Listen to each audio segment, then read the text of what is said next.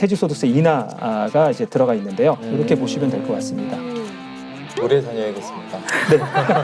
그러니까 회사 입장에서는 이제 근속을 유도하게끔 해주는 거고, 네. 그리고 이제 노후 대비를 위해서 세금을 좀 더 줄여줬다라고 보시면 될 것 같습니다. 생활 속 세금 고민을 알기 쉽게 풀어드리는 5천만의 세무사, 저는 김 차장입니다. 네, 정부가 올해 세제 개편안을 발표했습니다.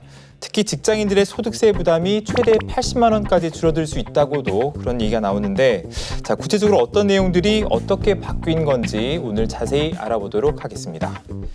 자, 모르고 지나가면 손해보는 절세 상식, 오늘도 복잡하고 어려운 세금 문제를 명쾌하게 풀어주실 5천만의 세무사 나오셨습니다.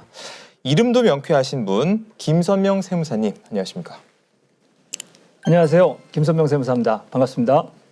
네, 그리고 오늘도 진행 함께 도와줄 최인턴 나와 있습니다. 안녕하세요. 최인턴입니다. 반갑습니다.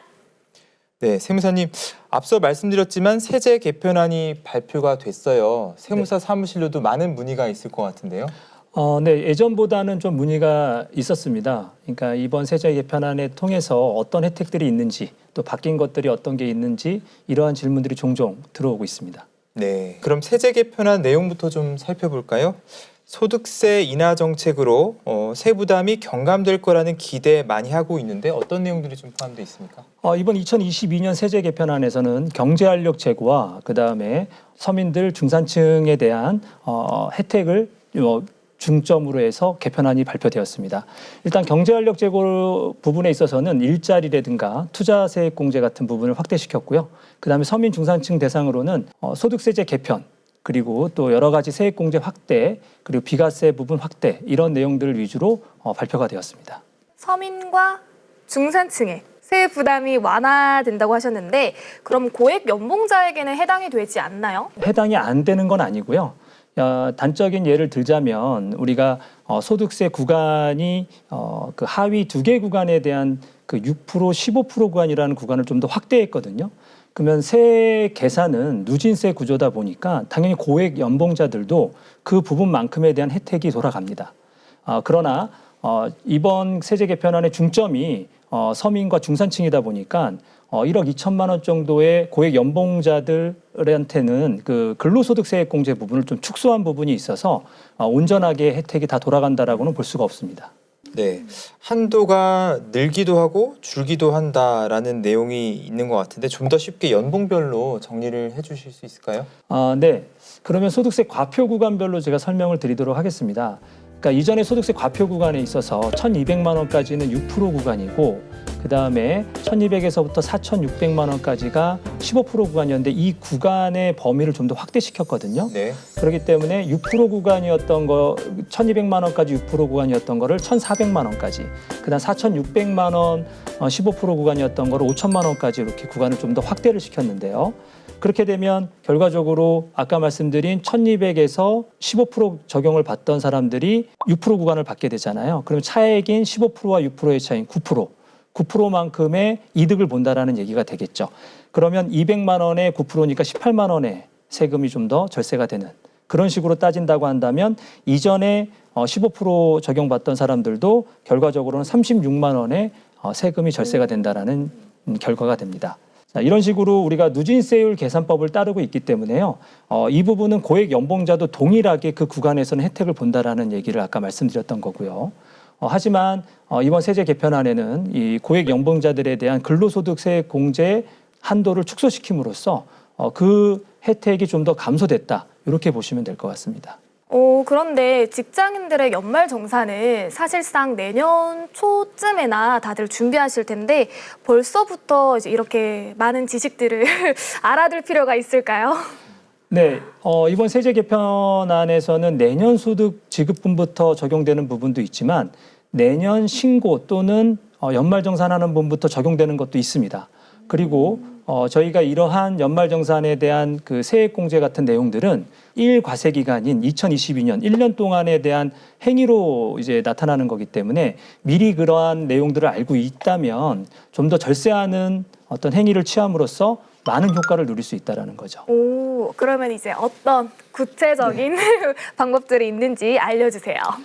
네, 일단 먼저 말씀드릴 수 있는 거는 대중교통 신용카드 소득공제 인상분이 있습니다. 이전에 우리가 대중교통 사용분에 대한 신용카드 공제율은 40%였는데 80%로 확대가 됐습니다. 2배가 늘어났기 때문에 되게 효과가 큰 폭으로 이제 늘어났다고 볼 수 있고요.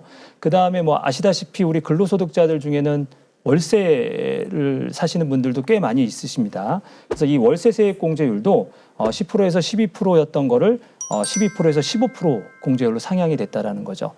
특히나 월세 세액 공제 같은 경우는 예전에 비해서 좀 더 쉽게 받을 수 있도록 뭐 계좌이체 내역이나 그런 계약서만 있어도 충분히 받을 수 있기 때문에 그런 부분들은 미리미리 챙겨두시는 게 좋을 걸로 보여집니다. 또 하나 말씀드린다면 기부금 세액 공제율도요. 작년 21년도에 한해서 좀 더 상향 조정됐던 거를 22년도까지 1년 연장했으니까 기부금을 내시던 게 있다라고 한다면 그때그때 영수증을 잘 챙겨두셔야 나중에 연말정산할 때 혜택을 보실 수 있고요. 네. 그다음에 주택, 청약, 종합저축에 대한 소득공제 이 적용 기한도 연장이 됐다라는 거. 그리고 주택 임차 차입금 원리금 상환액 소득공제도 우리가 300만 원 한도였던 거를 400만 원으로 상향 조정됐다라는 거. 근데 이러한 것들을 미리 알고 계셔서 그때그때 영수증을 좀 준비를 해 두셔야지 네. 연말정산할 때 그걸 한꺼번에 준비하려고 하시면 솔직히 그 실무적에서도 놓치시는 분들이 꽤 많이 있거든요. 네, 그래서 그거를 제일 잘 챙기지 못해서 못 받는 경우가 많이 있고요. 그렇다 하더라도 너무 걱정하지 않으셔도 되는 게 연말정산이 끝난 이후에 5월 달에 종합소득 신고 기간 때 다시 자료 첨부해서 재신고하시면 못 받은 세금을 더 돌려받으실 수 있습니다. 자, 이번 세제 개편안에 2023년 1월 1일 이후 발생하는 소득분부터 적용되는 내용도 있다고 들었습니다. 네, 아까 말씀드린 것처럼 이 과세 표준 그 구간, 세율 적용 구간을 확대되는 내용이 이번 개편안에 들어갔는데요. 그 부분은 내년 소득분부터, 그러니까 올해 22년 기속 소득에 대해서 적용되지 않고요. 내년 이제 지급되는 소득분부터 적용된다. 이렇게 보시면 될 것 같습니다. 그럼 고액소득자들에 대한 근로소득세액 공제가 축소되었다라고 말씀을 드렸는데요. 그 한도 축소도 내년부터 적용이 되는 거고요. 엄청 많이 관심을 갖고 있는 번이 뭐냐면 이 식대 비과세 한도입니다. 이전에 우리 근로소득자분들은 다 아시겠지만 식대 같은 경우는 월 10만 원까지 비과세 되어 있었거든요. 네. 그런데 이거를 20만 원, 2배로 올려주는 내용이 이번 개편안에 들어왔는데 이것 또한 올해가 아니라 내년 지급분부터 적용이 된다. 적용되니까 내후년 연말정산 때 그렇죠. 반영이 될 거로 보여집니다. 그다음에 또한 신용카드 사용금액 소득공제 한도도 단순화가 됐거든요. 이게 뭐냐면 이전에 신용카드 이 소득공제에 보면 한도가 기본 한도 플러스 이제 전통시장 사용분 한도 100만 원, 대중교통 사용분 100만 원, 그리고 문화생활비 한도 100만 원 이런 식으로 이제 용도별로 구분지어서 최대 300만 원까지 더 추가 공제 한도가 있었는데요.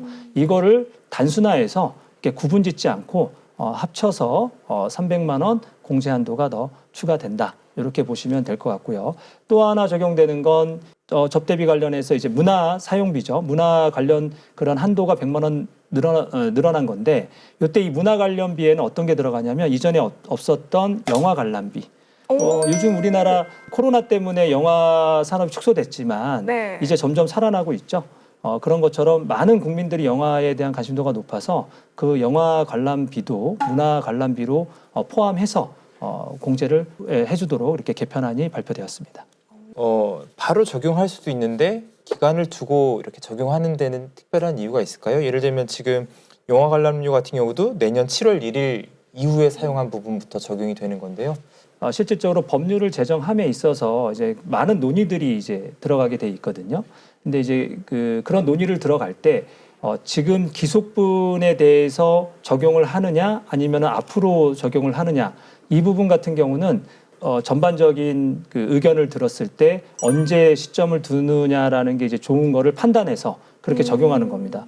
가장 좀 민생에 밀접하게 뭔가 좀 바로 즉시 해야 된다라고 한다면 뭐 신고분부터 바로 들어가게 되고요. 왜냐하면 저희가 이게 개편안이 나왔다고 해가지고 이게 확정된 건 아니거든요. 아마 올해 12월에 이제 국회를 통과해야 되는데 국회의원들도 이제 그러한 내용들을 살펴봐서 이것이 적절하냐 여부를 보고 판단한 다음에 통과 여부를 결정하기 때문에 우리가 소위 말하는 소급해서 올해 소득까지가 아니라 보통은 이제 내년 예측성을 위해서 그런 식으로 내년부터 적용하는 거 이렇게 두 가지로 나눠진다라고 보시면 될 것 같습니다. 이런 걸 알아보니까 정말 미리미리 알아야겠네요. 특히 저는 얘기해 주신 거 영화 관람료 네, 캘린더에 알람 설정해놔야겠어요. 네. 그리고 앞서 퇴직금에서 공제하는 퇴직소득세 인하도 있다고 말씀해 주셨는데 요거는 어떤 내용인가요? 네, 이번 그 개편안에서 또 가장 중요시 여겼던 게 뭐냐면 노후 대비에 대한 거거든요. 그러니까 노후 인구들이 많이 늘어남으로써 그 노후 대비에 이제 좀 안정적으로 하실 수 있도록 이 퇴직연금, 퇴직소득세죠. 퇴직소득세 같은 경우는 실질적으로 분류과세라고 우리가 지칭을 합니다. 즉 무슨 말이냐면 급여자들이 근로소득세 내는 거는 이제 매년 이제 월 단위로 내지만 일과세 기간을 통해 가지고 정산해서 내는 종합소득금액이라고 하죠. 그 사업소득이나 여러 가지 소득을 합산해서 신고하는 것처럼 그런 게 있고 또 하나는 이제 양도소득. 이제 우리가 부동산을 사고 팔았을 때에 세금 내는 세금이 있고 그런 것처럼 퇴직소득. 총 일한 기간 동안에 누적되어 있는 소득을 과세를 하는 거거든요. 그럼 이거를 우리가 종합소득과 합산해서 신고하게 되면 너무 세금이 많아지니까 네. 이거는 종합소득과 달리 계산해서 낸다라고 해서 분류과세라고 합니다. 이러한 퇴직소득세에 대한 부담을 줄여주기 위해서 이번 개편안에 들어간 내용이 바로 말씀하신 그 퇴직금, 퇴직소득세 인하가 이제 들어가 있는데요. 보통 이제 우리가 5천만 원을 기준으로 말씀드리면요. 현행에서는 10년 근무했을 때는 대략 146만 원 정도의 세금이 낸다라고 하면 네. 이제 개정안으로는 반 정도 80만 원 정도 내게 되고요. 만약 20년을 근무했다라고 치면 현행에서는 59만 원 정도의 세금을 내나 개편안에 따르면은 이제 세금이 한 푼도 없다. 이렇게 보시면 될 것 같습니다. 오래 다녀야겠습니다. 그러니까 회사 입장에서는 이제 근속을 유도하게끔 해주는 거고, 네. 그리고 이제 아까 말씀드렸듯이 근로자들한테는 차후 이제 노후 대비를 위해서 세금을 좀 더 줄여줬다라고 보시면 될 것 같습니다. 이러한 그 과세표준과 조정에 대한 혜택은요, 22년 기속소득에 대한 연말정산 때 대상이 되는 게 아니고 23년 내년 지급분부터 해당이 되기 때문에 실질적으로 이 과세 표준 구간에 대한 혜택은 24년 연말 정산할 때 혜택을 보실 수 있습니다. 네, 그리고 자녀 교육비나 아동수당 같은 부분도 좀 변경된 내용이 있는 걸로 봤거든요. 어떤 게 있을까요? 맞습니다.